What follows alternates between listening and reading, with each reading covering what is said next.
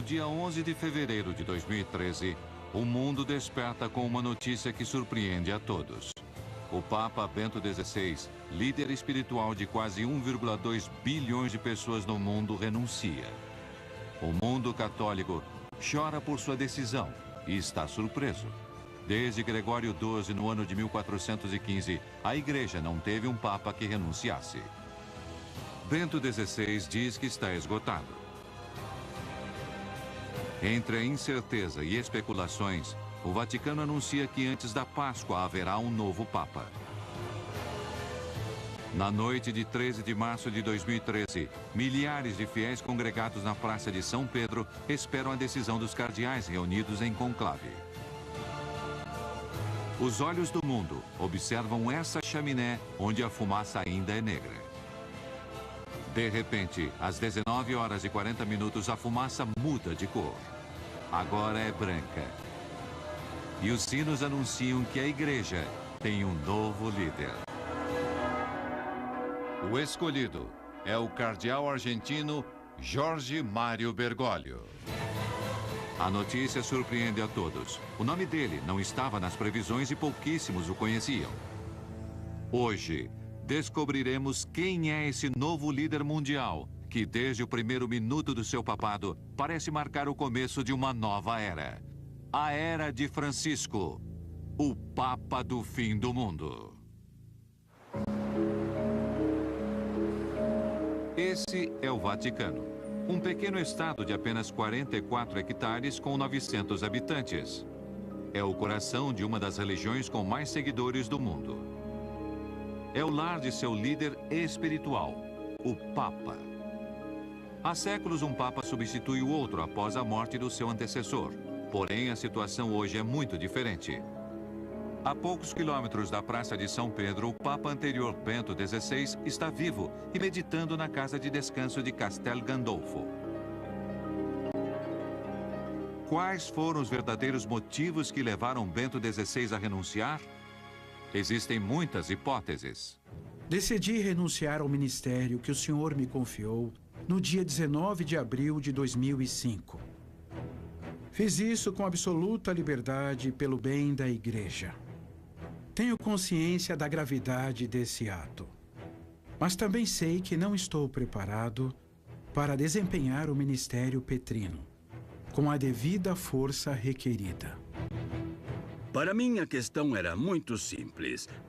Com sua usual claridade, coerência e sinceridade, disse que já não se sentia muito bem, não tão forte, particularmente nos últimos tempos. Bento XVI não renunciou só por motivos de saúde, pelo coração, pelo reumatismo. Na verdade, por um lado, racionalmente, ele tinha decidido que não queria viver uma velhice de grande sofrimento como João Paulo II.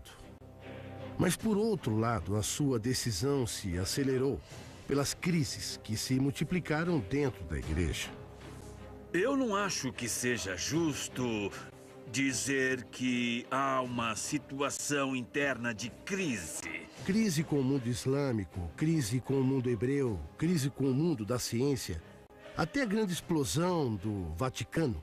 Esses documentos que mostraram uma cúria dividida, notas de cardeais, corrupção, falta de transparência dentro do Banco do Vaticano. Os arquivos revelados no Vaticano falam da corrupção em licitações imobiliárias do Estado Pontifício, ações irregulares no Banco Vaticano e, inclusive, um complô para assassinar Bento XVI. O culpado por essa filtração interna de documentos é o seu mordomo Paolo Gabrielli. A renúncia do Papa foi uma renúncia potente.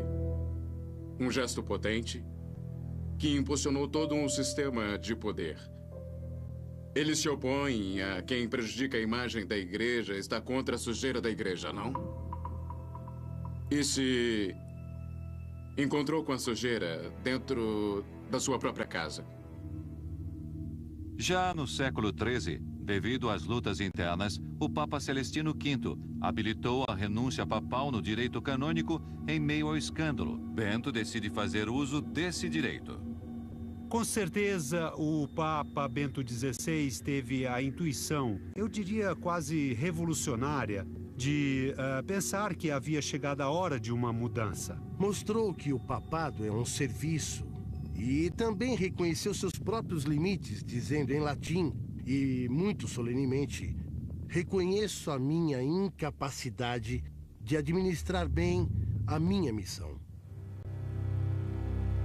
No dia 28 de fevereiro de 2013, a renúncia se torna efetiva.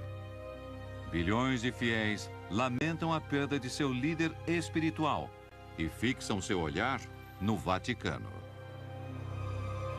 Aqui será escolhido o novo Papa. Como a maioria dos cardeais se encontra na Itália para acompanhar Bento XVI no último dia de seu papado, o conclave é convocado somente 12 dias depois. Milhares de fiéis chegam à Praça de São Pedro. Antes de entrarem, os cardeais colocam as mãos sobre a Bíblia e juram manter o segredo de tudo o que aconteça ali. Os 115 cardeais de todo o mundo ficam separados em um recinto fechado sob o mural de Michelangelo, o juízo final, dentro da Capela Sistina.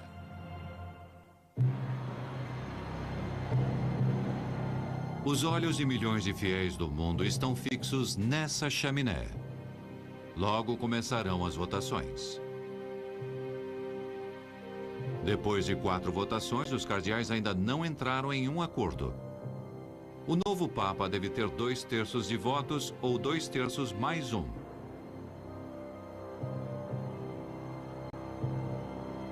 Passaram 25 horas, desde que o conclave começou e a fumaça continua sendo negra.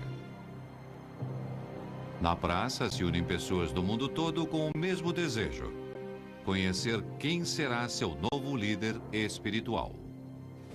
De repente, faltando 20 minutos para as 8 da noite do dia 13 de março de 2013, as pessoas começam a notar uma mudança na cor da fumaça. Muitos não conseguem acreditar, mas logo os sinos começam a tocar e não há mais dúvidas.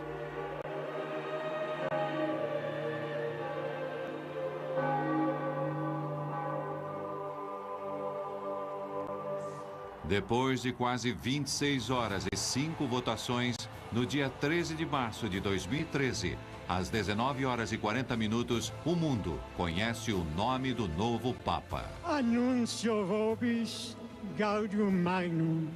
Habemus Papa. Dominum Georgium Marium, Sancte Romani Ecclesiae Cardinalem Bergoglio. O escolhido é o cardeal argentino Jorge Mário Bergoglio, um sacerdote da Companhia de Jesus.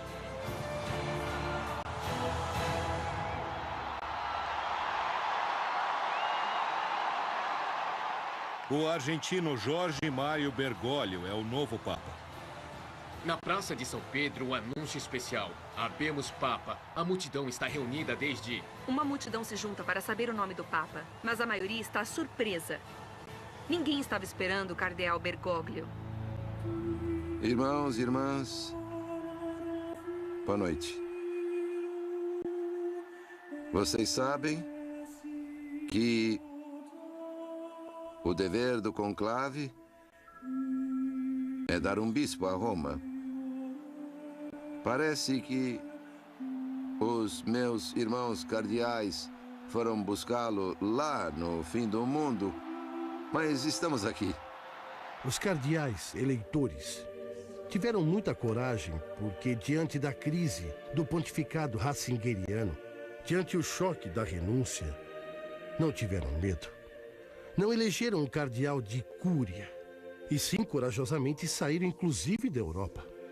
A surpresa positiva de ter justamente um latino-americano, essa talvez não fosse a grande surpresa, mas sim ter um Papa que se chama Francisco. Sim, essa foi uma linda surpresa.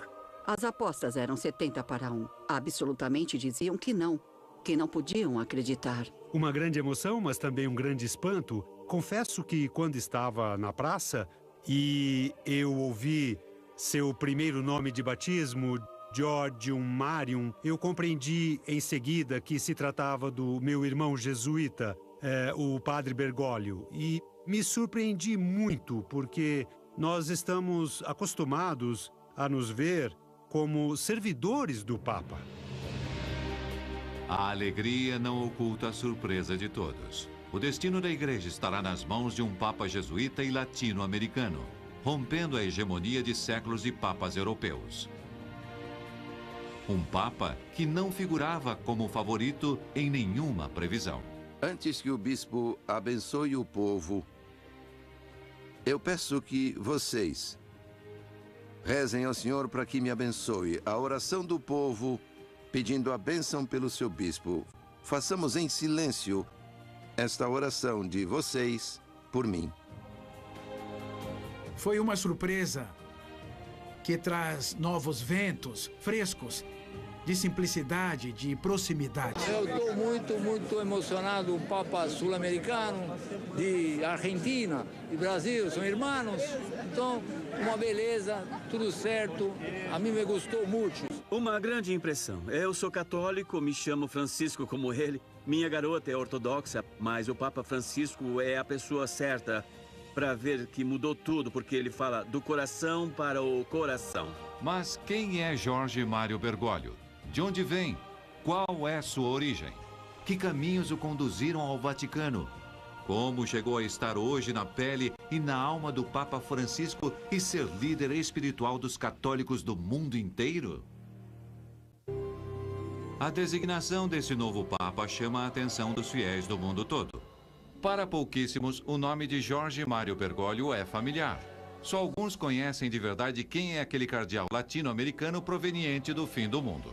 E há muito mais perguntas que respostas sobre o homem que se tornou o Papa Francisco. Enquanto a notícia percorre o mundo entre a alegria e incerteza de milhões de católicos, o Papa Francisco começa a escrever sua história através das primeiras ações que realiza como sumo pontífice. Esses primeiros sinais surpreendem o mundo tanto ou mais que sua eleição. O catolicismo, como conhecemos, fala muito de símbolos. Tudo é mediante o significado de imagens e gestos. Logo depois do Habemus Papam, Francisco se nega a viajar na limusine do Vaticano e vai em um furgão com os cardeais. Vai pessoalmente pagar a conta do albergue que tinha se hospedado até o conclave. Despreza o discurso em latim que tinham preparado para sua primeira missa, por uma homilia simples e direta, olhando no rosto dos presentes e em italiano. Desprezou todos os velhos símbolos de poder imperial. Ele não fala sentado no trono. Ele fala de pé, como um vigário. Decide não habitar o luxuoso apartamento papal, alegando que é escandaloso morar em um lugar onde cabem 300 pessoas. Despreza o famoso calçado vermelho papal e continua vestindo seus velhos sapatos pretos. Antes de sair à sacada da Praça de São Pedro, quando tentavam fazer o tipo de parafernália elaborada que acompanharia o Papa, e ele não quis e disse o carnaval acabou, e ele não via somente como uma maneira de se vestir. Essas simples ações para muitos são sinais de como poderia ser o rumo que seu papado seguirá e o rumo que a igreja deve tomar. Muita gente não gritava "Viva o Papa!". Eles gritavam "Obrigado, obrigado, obrigado", porque sentia a necessidade de um Papa humano.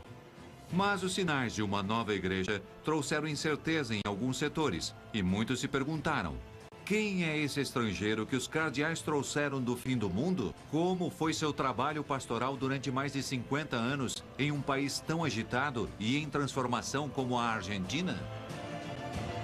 Jorge sempre foi um homem simples. Eu me assustaria se tivesse mudado. Graças a Deus, Jorge continua sendo o mesmo. Jorge Mário Bergoglio é o filho mais velho de uma família de imigrantes italianos que nasceu dia 17 de dezembro de 1936, no bairro de Flores, na cidade de Buenos Aires. Há uma igreja emblemática que é a de São José de Flores, onde ele fez uma confissão quando era adolescente. Era 21 de setembro, porque sempre me lembro disso. Saí para passear com meus companheiros e passei pela igreja de Flores. Entrei e senti que tinha que entrar. Essas coisas que sentimos e não sabemos explicar. E vi que vinha um padre andando. Não o conhecia, não era da igreja. Então, não sei o que aconteceu. Senti como se alguém me agarrasse por dentro. E aí senti que tinha que ser padre. E não tive dúvidas. Não tive. Jesus não espera que procurem por ele. Ele vai ao nosso encontro. Depois de receber seu diploma como técnico químico e seguindo aquele chamado místico, aos 21 anos ingressa ao seminário da Companhia de Jesus para se tornar um padre jesuíta. Temos de estar a serviço dos outros. Nos ajudarmos. Como jesuíta, teve uma brilhante formação intelectual. Foi docente em literatura e psicologia e também estudou ciências humanas e teologia. Durante a década de 60, Bergoglio estava ideologicamente ligado ao peronismo, um partido liderado por Juan Domingo Perón, que desde 1955 estava banido na Argentina. Porém, apesar do banimento na década de 60, Bergoglio foi o diretor espiritual de um grupo de jovens católicos chamados A Guarda de Ferro, um grupo formado por 4 políticos peronistas com regras muito similares às dos jesuítas, quase militar. É alguém que vinha falando da unção dos pobres há muitos anos e que tomou posições muito firmes durante muito tempo. E não tenham medo dos mercadores da morte, que aqui bem perto estão pensando como fazer para que a morte chegue de uma maneira razoável. No início da década de 70, acaba o banimento e o peronismo volta ao poder. Durante esses anos, o padre Bergoglio é nomeado provincial da Ordem Jesuíta. Com esse vento a favor, realiza um grande trabalho social, indo às zonas mais pobres de Buenos Aires para ajudar os mais necessitados. As pessoas da vila veem ele como alguém próprio do lugar. Trabalhou arduamente o tema do tráfico de pessoas, do trabalho escravo. Na escola nos ensinam que a Assembleia de 1813 aboliu a escravidão. Isso tudo é mentira. Existem outras escravidões. Uma vez, quando foi dar uma palestra na vila, ele ia em um ônibus e ali subiram muitos trabalhadores da própria vila e o reconheceram. E quando ele deu uma palestra, um levantou e disse: "O senhor vinha conosco no ônibus? Isso é um sinal para nós. Realmente o consideramos um irmão nosso." São submetidos e depois não cabem no sistema. E são material descartável. Eu conheci Jorge Bergoglio na década de 70. Naquela época eu era uma advogadazinha e ele um padrezinho. Eu estava no escritório. Chegou um amigo meu com um padrezinho, porque vieram fazer uma consulta. Era um homem jovem e muito comovido pela dor dos outros. Esse era o Jorge. Vivíamos em um país em revolução.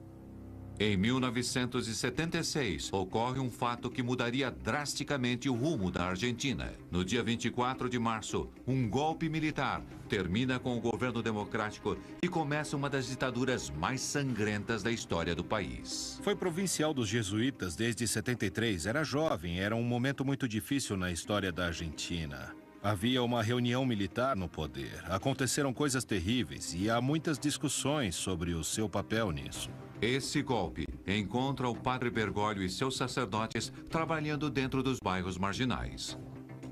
Há acusações de que a alta hierarquia eclesiástica está colaborando com o regime militar. Porque houve um conflito com a Igreja Católica, com a sua hierarquia. Porque uma parte da hierarquia foi cúmplice. Nesse contexto, não foi fácil para o padre Jorge Mário Bergoglio levar adiante seu trabalho pastoral. Sua alma se debate pelo seu dever como jesuíta e o próprio sentimento de ajudar os excluídos e marginais e, ao mesmo tempo, deve manter seus sacerdotes à sua ordem, longe da politização para não colocá-los em perigo. Em operações rápidas, os militares entravam nesses bairros e sequestravam todos aqueles que pareciam suspeitos. Os militares não entendiam. Se fosse branco, se fosse loiro, se estavam em uma vila, é porque diretamente eram terroristas e tinham que matá-los. São feitas listas com os nomes e sobrenomes. Nessas listas estão alguns sacerdotes jesuítas. Jorge disse aos padres que também eram jesuítas que não ficassem ali porque era altamente perigoso. Há diferentes maneiras de se viver sob um regime opressivo e ele tinha como líder religioso uma responsabilidade por todos. Os rapazes não queriam saber de nada, disseram que iam ficar. Jorge discutiu com eles, mas decidiram ficar. E um dia chegou uma tropa da marinha e os levou. Durante esses anos, Bergoglio teve que andar sobre uma linha muito estreita e arriscada. Jorge estava preocupado, fez uma quantidade de gestões para a liberdade deles. Eu me lembro que primeiro foi ver Videla. Acho que foi Videla que disse que tinham sido levados por uma sera. Os sacerdotes jesuítas que tinham sido sequestrados foram liberados pelos militares e fogem do país. A personalidade do padre Bergoglio vai se formando, aprende estratégias, faz alianças e usa sua inteligência para levar a palavra de Jesus, sem que tudo isso seja considerado uma doutrinação ideológica por parte dos militares. São os filhos da herança que nos dizem: chorem. Chore, cidade distraída, cidade dispersa. Cidade egoísta deve chorar, pois precisa ser purificada por suas lágrimas. No ano de 1983, a democracia voltou à Argentina. O governo militar deixou uma enorme dívida externa que repercutiu a todo nível na vida dos argentinos. Foi um tempo de reconstrução, de esperanças, mas o país ficou devastado. Bergoglio teve que lutar com a herança que restou, a pobreza e todo o valor que ela trouxe. Nesta cidade, se exploram trabalhadores em oficinas clandestinas. Ele sempre foi assim. Teve essa dedicação especial por todos, e em particular pelos mais frágeis.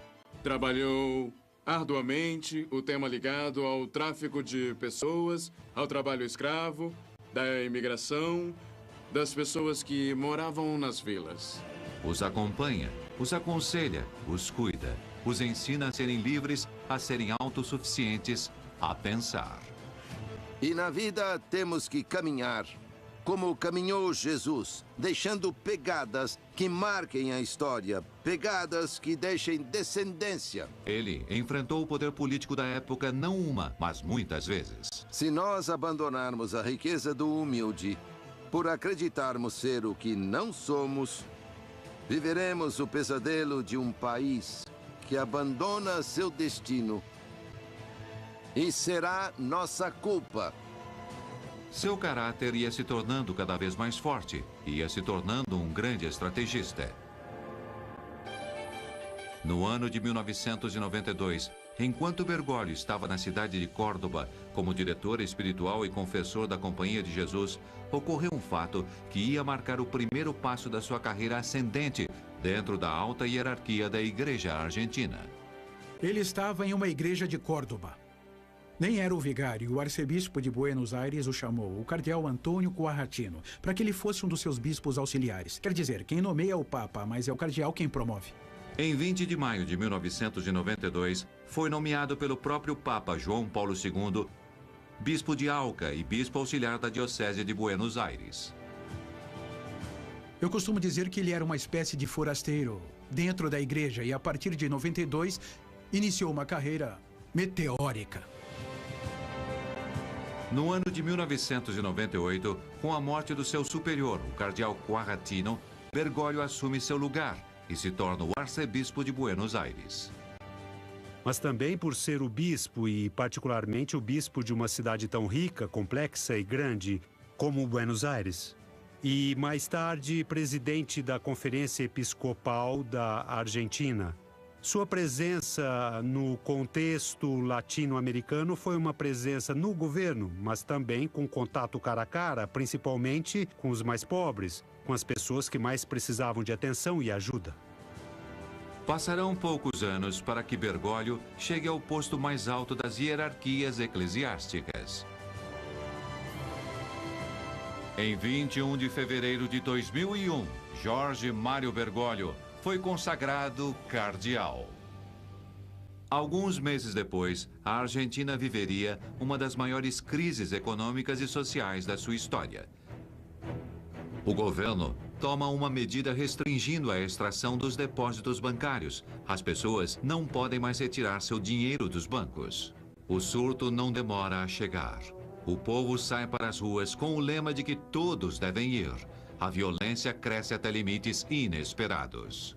Ele fala com veemência do fato que estas estratégias econômicas tornam o trabalho quase supérfluo e, por consequência, não tem escrúpulos para transformar em desocupados milhões de pessoas sem pensar nem um pouco em quanto sofrimento elas padecem. Bergoglio se encontrava no topo da hierarquia eclesiástica que um religioso latino-americano poderia imaginar. Mas no país dele, as pessoas lutavam para recuperar as economias de uma vida inteira. Havia brigas, mortos e feridos nas ruas.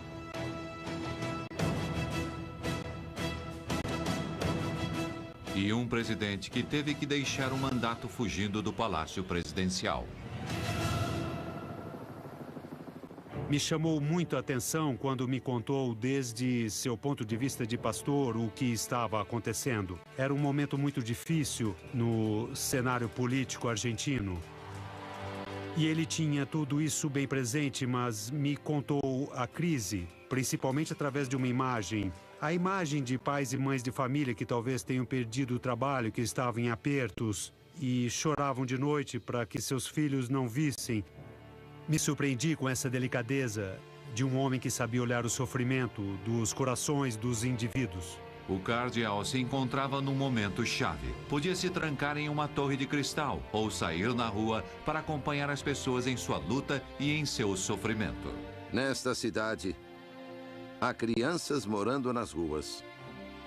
Esta cidade fracassou e continua fracassando em livrá-los desta escravidão estrutural.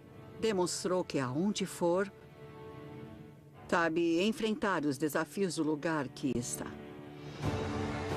Bergoglio já era arcebispo e cardeal, porém continua com seus trabalhos nas ruas, como se esses dois títulos só servissem para ter um acesso mais fácil à ajuda para aqueles que mais precisam. Ele sempre ia à busca dos fiéis. Jesus ficava o dia inteiro trancado na igreja. O que fazia Jesus na rua? Procurava. Esse era Jesus. Vivia procurando as pessoas.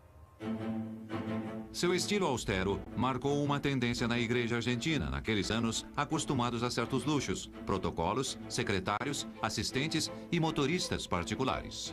Bergoglio tem um estilo de vida muito austero, muito simples, que marcou aqui a Diocese de Buenos Aires. Se esse bispo de Buenos Aires vive dessa forma, nós também temos que ter uma atitude semelhante. O cardeal Bergoglio não precisa de nada disso para chegar até aqueles que ele quer alcançar. E aqueles que o procuram, o encontram facilmente.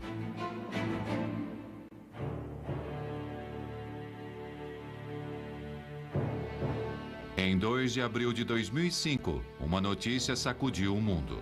João Paulo II faleceu. E a igreja deve eleger um novo papa. Em 18 de abril de 2005, o cardeal Bergoglio entrou na Capela Sistina com outros 114 cardeais. Ia começar o conclave que elegeu o sucessor de João Paulo II, e existem dois favoritos. Por um lado, havia um cardeal muito forte, o cardeal Ratzinger. E por outro lado, no campo dos reformistas, o cardeal Carlo Maria Martini, que, entretanto, não podia ser papa porque estava doente de Parkinson. Com Martini eliminado, o olhar de um setor de cardeais se centraliza sobre o cardeal argentino. Acontecem as votações. Bergoglio obtém 40 votos. Ratzinger lidera a votação. Mas não chega aos 2/3 ou 2/3 mais um que precisa para se consagrar papa. Nunca antes um argentino, um latino-americano tinha conseguido 40 votos como nós jornalistas podemos examinar, apesar de ser tudo muito secreto. Depois, na seguinte votação, o cardeal Bergoglio decide renunciar e pede aos cardeais que votaram nele que entreguem seus votos ao cardeal Ratzinger. Na seguinte votação, Ratzinger obtém os votos necessários e se consagra automaticamente como o novo papa. O que aconteceu com o cardeal argentino? Por que se autoeliminou de maneira drástica? A resposta é simples. Bergoglio sabia que jamais alcançaria a maioria dos votos. As sombras da época da ditadura na Argentina pairavam sobre ele como um passado funesto. Ele era candidato. Tinha excelentes votos, mas houve interferência de um dossiê que denunciava que Jorge havia colaborado com a ditadura militar. Antes do conclave, circularam entre vários cardeais eleitores documentos que comprometiam Bergoglio no caso dos sacerdotes jesuítas sequestrados e torturados durante a ditadura. Esses documentos diziam que Jorge Mário Bergoglio os tinha entregado. 5 anos depois, em 2010, Bergoglio é chamado para declarar como testemunha na causa dos sacerdotes. Então acontece um fato curioso. Com a reabertura dos arquivos, novas testemunhas são convocadas no caso, que contam novas histórias sobre o cardeal e suas ações durante os anos escuros na Argentina. Ouvimos muitas vozes que estavam nos contando histórias de sua atitude solidária, de que ia às vilas e de que salvou pessoas. Poderia ter feito mais? Com certeza. Bom, digamos que eu acredito que todos fizemos pouco ou nada, mas ele, pelo menos, ele fez algo. Essas histórias, longe de condenar Bergoglio, mostram um pastor que, em muitas ocasiões, tinha burlado os controles militares para ajudar pessoas perseguidas a fugirem do país para o exílio. Se os militares descobrissem, seria considerado um terrorista subversivo, que deveria ser executado. Em meio a crises e escândalos no Vaticano, depois da renúncia de Bento XVI em março de 2013, Bergoglio tem novas esperanças de substituir o Papa, graças à sua imagem renovada. Depois de várias votações, aparece na sacada, transformando-se em Francisco, o primeiro Papa jesuíta da história. Durante séculos, a chegada de um novo Papa para o trono de Pedro esteve rodeada de sinais misteriosos e previsões. Quais foram as profecias que anunciaram a chegada de Francisco? No século XII, o arcebispo católico Malaquias de Armagh, hoje conhecido como São Malaquias, entrou em transe. E viu uma fila de reinos papais a partir de Celestino II, o pontífice que reinava naquela época. Os nomeou e os identificou com um lema, desde o primeiro até o último, com bastante exatidão. O último era o número 112. Depois dele, seria o fim. Bento XVI era o Papa 111. E Francisco era o 112. Por isso, muitos pensam que ele é o Papa do fim do mundo. Quando Francisco vai à sacada e, antes de cumprimentar e pedir ao povo que reze por ele, disse: Os meus irmãos cardeais foram buscá-lo lá no fim do mundo. Mas estamos aqui. No fim do mundo, é casualidade ou Francisco só se referia à grande distância entre Roma e Buenos Aires? Mas Malaquias não foi o único que associou a chegada de Francisco ao Vaticano com o fim do mundo. No século XVI, o médico e consultor astrológico Michel de Notre-Dame, mais conhecido como Nostradamus, previu a chegada de um homem de cor, com muito poder no século XXI, que anunciaria o fim dos tempos. A princípio, existirão doenças mortais como advertências, e depois haverão pragas, morrerão muitos animais, haverão catástrofes, mudanças climáticas e finalmente começarão as guerras e invasões do Reino Negro. Na Idade Média, isso foi interpretado como a chegada de um Papa Negro, já que naquela época, o sumo pontífice era o homem com mais poder do mundo, o Rei Negro. Mas por que Francisco seria o Papa Negro? Para muitos, a resposta está na origem jesuíta desse Papa e o relaciona com a cor da batina usada pelos membros da sua ordem. Se estão procurando profecias, a que mais me agrada é a da década de 60, um ex-padre da Austrália, um ex-padre chamado Morris West, um popular romancista, escreveu um livro, As Sandálias do Pescador, As Sandálias de São Pedro, a analogia que previu em meados dos anos 60 que haveria um Papa na Europa Ocidental e no final da sua vida, em 2002 ou 2003, Morris West publicou outro livro chamado Eminência. E em eminência, novamente falava sobre uma eleição papal. E o que ele previu? Previu que um argentino seria o Papa. Então, se quiserem uma profecia, essa é provada e comprovada. Outros vão mais além e falam da relação dos jesuítas com o poder. Através dos tempos, o superior dessa ordem foi conhecido como Papa Negro pelo poder que tinha dentro da companhia. Poder que se estendia até aqueles lugares aonde os jesuítas chegavam para realizar sua tarefa evangelizadora. Isso muitas vezes inquietava os governantes daqueles reinos e países que viam nos jesuítas um perigo de um poder latente dentro do seu próprio poder. Foram muito questionados e criticados. Napoleão falou sobre eles em suas memórias e advertiu: os jesuítas são uma organização militar, não uma ordem religiosa. O objetivo dessa organização é o poder em seu exercício mais despótico, poder para controlar o mundo sob a vontade de um único homem. A Companhia de Jesus, que muitos interpretam como uma companhia no sentido militar da palavra, enquanto que para São Inácio era uma companhia de amigos, de companheiros de Jesus. Hoje, um jesuíta está à frente da Igreja Católica. Francisco é o líder espiritual de 1 bilhão e 200 milhões de fiéis no mundo inteiro. Sem dúvida, essa é uma situação de poder concentrada em um só homem, como advertiu Napoleão. Quem são os jesuítas? De onde vieram? Qual sua origem? Através da história, mitos e lendas rodearam essa ordem que foi fundada em 1540 por Inácio de Loyola. Foram fundados com uma inovação que não eram monges mendicantes, e sim como se fosse o braço armado de um exército que estão à frente da batalha. Há um quarto voto que os jesuítas fazem ao concluírem sua formação, que é a da obediência ao Papa nas missões. Toda vez que o Papa, diretamente ou através de nossos superiores, deseja nos dar uma missão, ou um encargo, uma tarefa à companhia, nós devemos estar bem preparados para obedecer, sem fazer perguntas, sermos imediatos e tentarmos fazer com o nosso coração o que o Papa pede. Por essa lealdade incondicional ao Papa, foram chamados soldados de Deus. Como Inácio de Loyola sabia que o Papa podia enviá-los a pregar nos lugares mais desconhecidos do planeta, acreditava que aquele que se entregasse em sua ordem deveria estar muito bem preparado. Quem ele procurava? A quem? As pessoas que eram católicas como ele? Não, buscava os que estavam longe, os que não o conheciam.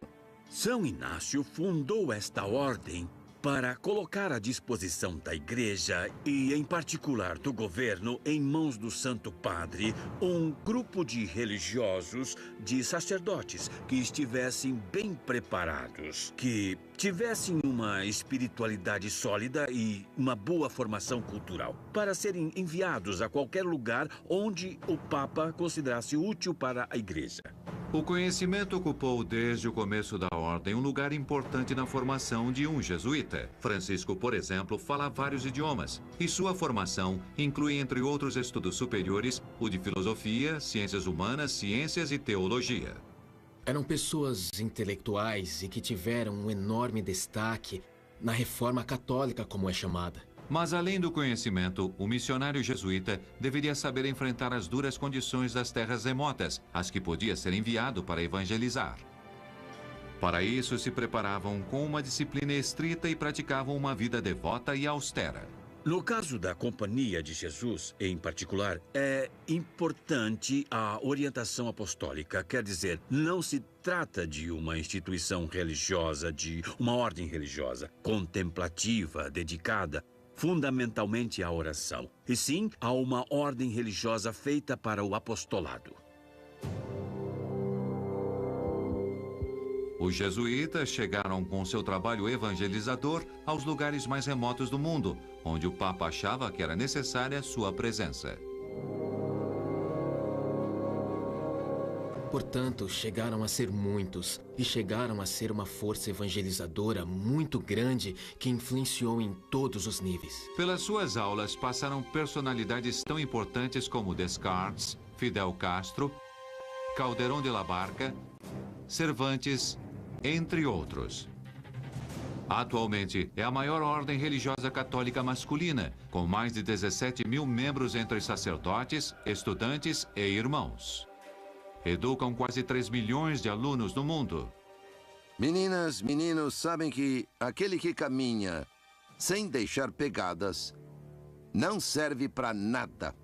O Papa Francisco é um autêntico jesuíta e, a partir do primeiro momento do seu papado, seus sinais foram de simplicidade e austeridade.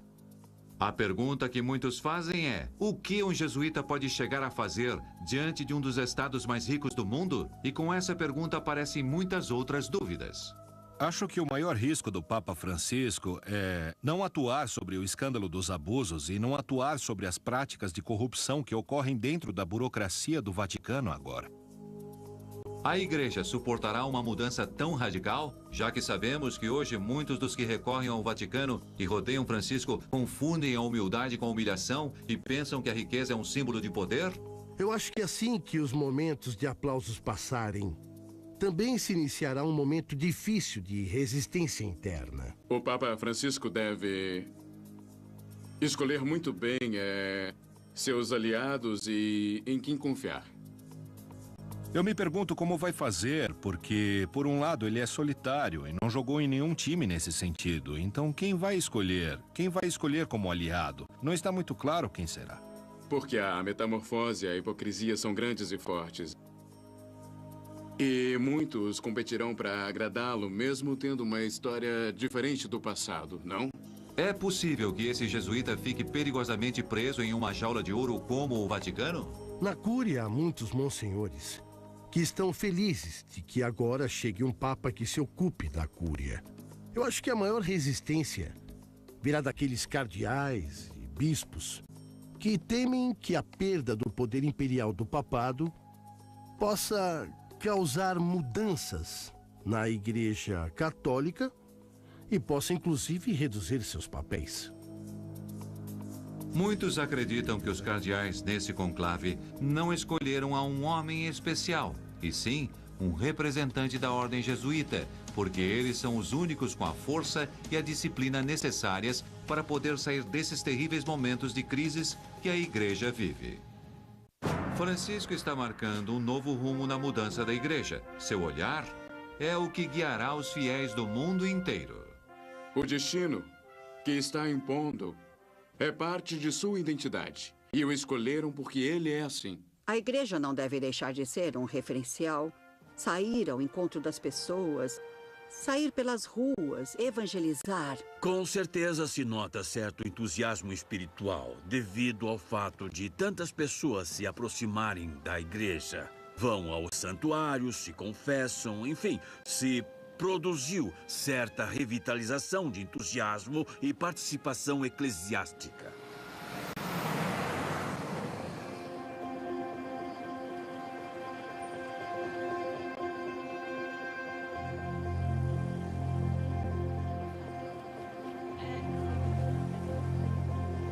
O que se espera do seu papado? Quais são as esperanças que o mundo coloca nesse homem simples, direto e austero? Com uma expectativa muito grande colocada na figura de Francisco, principalmente sua espontaneidade, sua origem. O italiano também o favorece muito, sua preocupação pelos pobres.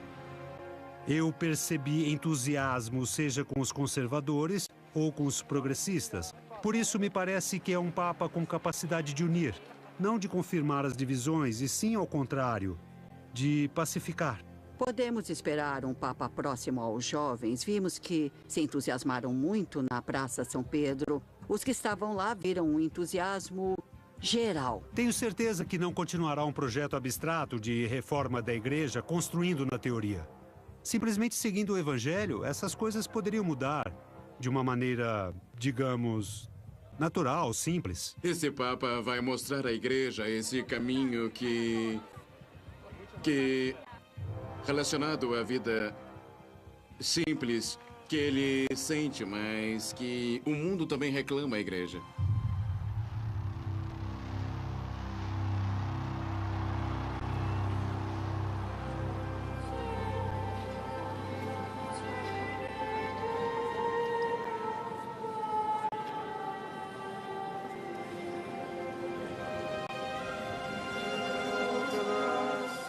A religião pretende se juntar e se reconciliar com Deus, com o Pai, com Jesus.